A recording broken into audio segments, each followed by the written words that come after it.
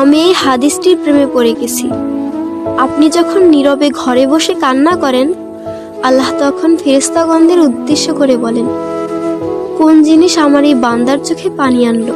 ফেরেশতাগণ বলেন, আপনার বান্দা সুখে নেই, আপনার বান্দা অনেকদিন হাসেনি। এই বলে ফেরেশতাগণ কান্না করতে থাকেন এবং আল্লাহকে বলেন, হে আমার রব, আপনি জানেন আপনার এই বান্দার হৃদয়ে কি রয়েছে, অতএব আপনি তার জন্য সবকিছু সহজ করে দিন। আল্লাহ বলেন, আমার এই বান্দা এমন কিছু জীবন থেকে হারিয়ে ফেলেছে যা সে অধিক ভালোবেসেছিল।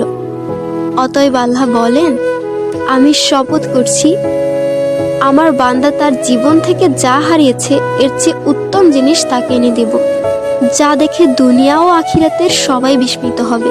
আলহামদুলিল্লাহ।